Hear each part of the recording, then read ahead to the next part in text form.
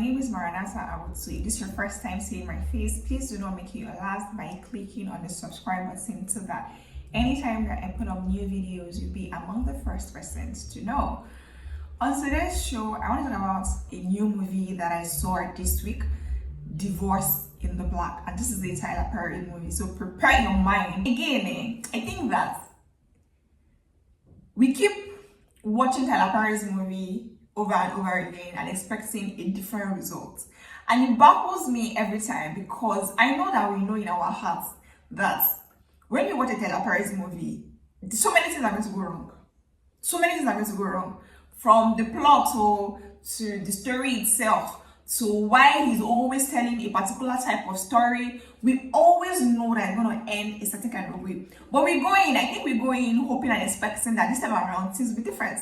But again, this is no different. I was talking with my friend Helen and she was saying that why does he always have this kind of movies? And I said, I think that it's a terrible thing for me to say, and even coming on here online to say it is still terrible. But I'm like, it has to be that you don't know any black man that is good.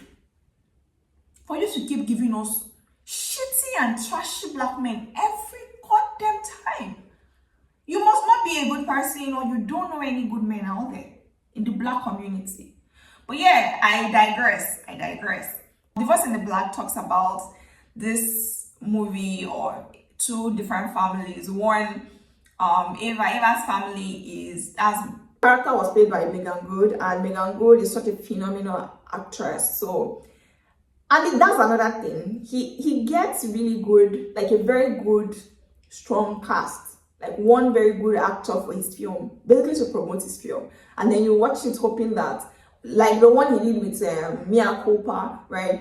You go in hoping that, oh, because this amazing act, this A-list acts are in this film, is going to bang. And again, we are used to the same result every time. Now, Ava is married, is a pastor's child, very homely girl, groomed properly and all that. She's married to Dallas, who is from a very dysfunctional family, and they cause havoc, they shoot people, kill people, make people, kidnap, rob people, you know, all the bad things in the book. Now, the movie started with a very lovely opening scene that I was like, oh, I'm intrigued. What's going on here? There's a funeral going on in church, and the pastor is basically saying the story of when Lazarus and the rich man died, and you know, the Lazarus went to heaven and the rich man went to hell, and he was begging Abraham or so to send somebody to his brothers to warn them, blah, blah, blah, blah, blah. And so the mother got angry and they took their dead son out of the coffin away from the church. It was a very good opening, right? But as I started to go on, I was like, wait, what? So, again, in regular Tyler Perry's fashion, he throws something at us, and it is not necessarily about the person that dies, but about the drama that is bringing. And then you're looking at, oh wait, all these boys, they are bad boys. Maybe Dallas, who is married to Ava, will be a good man, but no.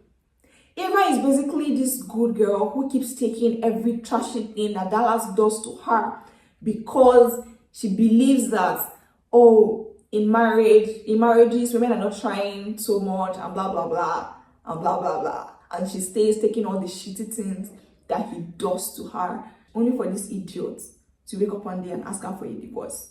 Which again, this is like all the movies that we've seen from Tyler Perry in recent times. All the movies that we've seen, apart from Madea, right? Acrimony, the other one, everything just follows the same storyline of how a good woman stays with this trashy man until one day it's like a switch happens and this woman is like, I've now realized my worth.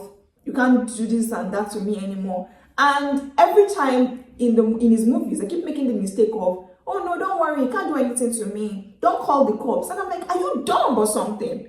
So who writes his movies for him? He needs new scriptwriters. That's all I would say. I would volunteer my services, but he definitely needs good scriptwriters.